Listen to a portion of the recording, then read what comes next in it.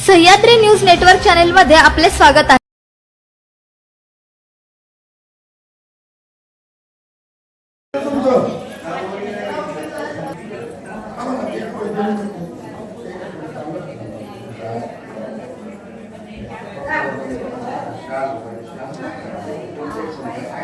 तो कार्यकर्ते कोण आहे? राम जानकी जीवनाय की आज्ञा राम राम लोकनाथ आचरण गडवा धारी रे मुखे की छाती भरक भेटे समाये सेना होती मंदिर धारी थोड़ा कीर्ति वाखारी योगी जय ध्यान राम राजीव लोचन चरण तो नाम चांगले माझे कंठी बरे कपिल कोण उदरले मुक्त केले राक्षसा पुंडलिकावर्गे हरिभोर श्री ज्ञानदेव पंढरीनाथ भगवान की जय माऊली ज्ञानेश्वर महाराज की जय जगद्गुरु तुकाराम महाराज की जय जगद्गुरु तुकाराम महाराज की सद्गुरु सोपान काका महाराज संत गाडगे महाराज की जय महाराष्ट्र संत तुकडोजी महाराज की बोलो रे माई सब। आणि असे कर्म करणारे कर्मयोगी संत म्हणजे गाडगे बाबा त्या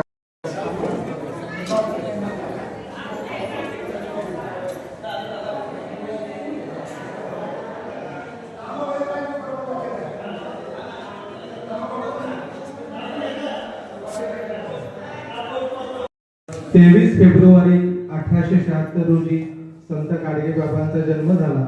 23 फेब्रुवारी ही त्यांची जयंती आणि 1876 ते आता 2026 म्हणजे आज त्यांची 150वी जयंती आहे। आणि या कार्यक्रमाच्या निमित्ताने आपण संत सोपान काकांच्या समाधी मंदिरात सर्वजण जमलेलो आहोत। पुरंदर तालुक्याचा हरिनाम सप्ताह चालू आहे आणि या सप्ताहाच्या अंतर्गतच हा कार्यक्रम आपण घेतो आहोत। कार्यक्रमाच्या सुरुवातीला प्रतिमा पूजन झालेलं आहे। मान्यवरांच्या हस्ते गाडगे बाबांच्या प्रतिमेची पूजा करण्यात आलेली आहे। आता यानंतर आदरणीय राऊत महाराज आपल्याला गाडगे महाराजांच्या बद्दल मार्गदर्शन करतील। महाराजांच्या पुष्पवृष्टी होऊन नंतर महाप्रसादाचा कार्यक्रम होईल। आदरणीय राऊत महाराज। हरे राम राम राम हरे कृष्ण कृष्ण हरे हरे हरे राम राम राम हरे हरे हरे कृष्ण कृष्ण कृष्ण हरे हरे हरे राम राम राम हरे हरे हरे कृष्ण कृष्ण कृष्ण हरे हरे हरे राम राम राम हरे हरे हरे कृष्ण कृष्ण कृष्ण हरे हरे हरे राम राम राम हरे हरे हरे कृष्ण हरे सद्गुरु जोग महाराज की जय संत गाडगे महाराज की जय। गुरु भजले तेने कृत कार्य होइले जैसे हे ओवीची का निवडण केली? कारण काय? जन्म सोहळा आणि गोविंद गुरुची निवडणी काहीतरी कारण असतं। जन्मावर नाही बोलायला पाहिजे ना। तीन हरभऱ्याची पेराची आहे आणि बाजी फिरून राहून जमणार आहे ना। पण का गोविंद वाटते असं त्याला कारण आहे का? गुरु जर जीवनात चांगला असेल तर माणसाचं आयुष्यभर जन्म सोहळा होते। गाडगे महाराजांच्या गुरुच्या विषयी बोलणार मी। गाडगे महाराजांचे गुरु देवजी महाराज वरकट गाडगे महाराजांचे गुरु आलकुजी महाराज। आलकुजी महाराजांचं जन्मस्थान जिल्हा अमरावती तालुका अमरावती आणि वरखेड नगरी। वरखेड म्हणजे गावाचं नाव आणि त्या गावीमध्ये आलकुजी महाराज राहत असताना गाडगे बाबांनी त्यांना गुरु केला। केव्हा केला? गाडगे महाराजांचं संपूर्ण नाव देवोजी झिंगूजी गाडगे. देवोजी झिंगूजी गाडगे त्यांचं नाव, गाडगे महाराजांचा परिवार. 4 मुली गाडगे महाराजांना असतानाही ह्या पेशामध्ये जेव्हा आले पहिले प्रपंचात, आणि हे दोघं गुरुबंधू आळकोजी महाराजांचे शिष्य गाडगे महाराज आणि दुसरे शिष्य राष्ट्रसंत तुकडोजी महाराज. रामगीता राष्ट्रसंतांना लिहिली, पण उपदेश गाडगे महाराजांचा होता.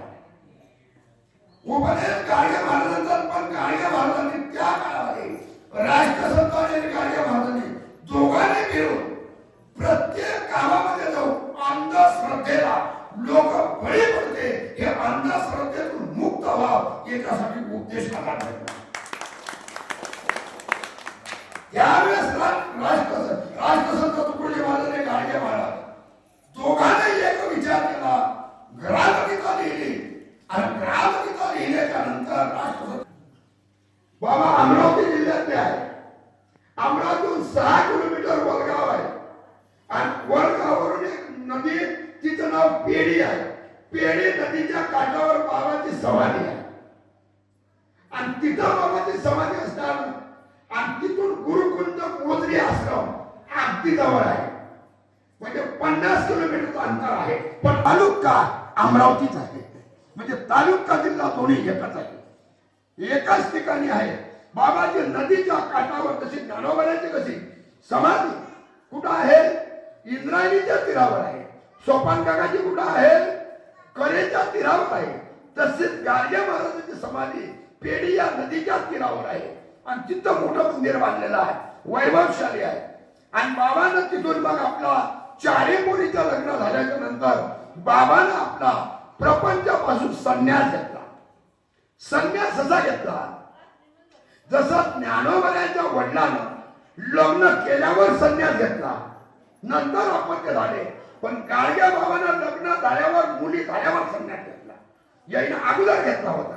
कोणा ज्ञानोबाच्या वडिलांना अगोदर घेतला होता. संन्यास घेऊन परतून येऊन लेकरं झाले. याने संन्यास घेऊन, याने संन्यास घ्यायच्या अगोदर अपत्य झाले. 4 मुली जन्माला ठेवावं, आणि भव्य कपडे आणि फाटकी गोधडी हातात. पण जिथं बाबा जाणार, कुठेही एखादं देवीचं मंदिर असू द्या, काही असू द्या, जर तिथं जर कदाचित एखादा बकरा बळी देत असेल, तर बाबांना रात्रीचं तिथं जावं, तिथं मुक्काम करावं, गाव स्वच्छता करावं, गाव अभियान करावं, गावाचा कचरा सगळा काढून गावाच्या बाहेर नेऊन टाकावा. त्याला कर्म हे करावंच लागतं. जे असं म्हणतात की आम्ही कर्म करणार नाही, त्यांना ते तसं घडत नाही.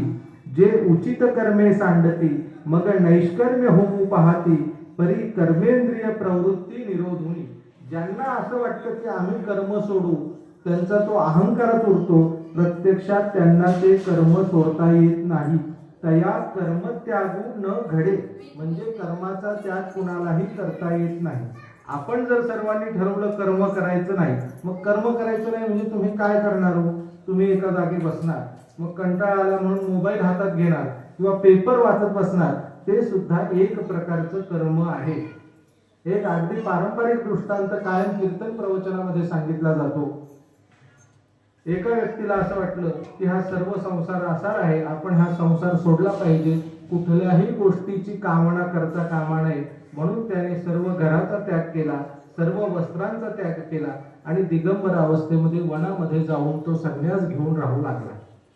मग तो दिगंबर अवस्थेमध्ये वनामध्ये राहायचा, पण काय व्हायचं, त्या मार्गाने काही लोक प्रवास करायला यायचे, आणि मग त्याच्या लक्षात आलं इतर लोकांशी संबंध आला तर लज्जा लक्षणापुरतं एखादं तरी वस्त्र आपल्याकडे पाहिजे, म्हणून त्याने येणाऱ्या जाणाऱ्या लोकांकडून एक वस्त्र मागून घेतलं. आणि मग ते एक लक्षात आलं की जे वस्त्र आपण वाळत घालतो ते उंदीर येऊन कुरतडतो. आता उंदीर वस्त्र कुरतडतो म्हटल्यावर काय केलं पाहिजे? जरी संन्यास घेतला तरी या गोष्टी आल्याच ना त्याच्याकडे. मग त्याने गावातल्या एका माणसाला येणाऱ्या जाणाऱ्याला सांगितलं, असं करा, एखादी मांजर असेल तर पाठवून द्या. मग त्याने तिथे मांजर आणली, कशासाठी? उंदरापासून रक्षण करण्यासाठी. पण ती मांजर काय करायची, अंडाच्या शोधात दिवसभर ह्याची गुहा किंवा काय झोपडी असेल ती सोडून बाहेर भटकायची. मनुष्य ज्यासाठी वनामध्ये गेला ती गोष्ट साध्य होत नाही. पुन्हा आपल्याकडे काय 4 आश्रम सांगितलेले आहेत: ब्रह्मचर्य आश्रम, गृहस्थाश्रम, वानप्रस्थाश्रम आणि संन्यासाश्रम. ब्रह्मचर्याश्रम म्हणजे शिक्षण घ्यायचं, गृहस्थाश्रम म्हणजे त्याने अर्थार्जन करायचं, संसार करायचा, वानप्रस्थाश्रम वनात निघून जायचं आणि पुढे संन्यास घ्यायचा. आता हे जे 3 आश्रम आहेत, ब्रह्मचर्याश्रम म्हणजे विद्यार्थी शाळेत जातात, पूर्वी गुरुला दक्षिणा द्यायची.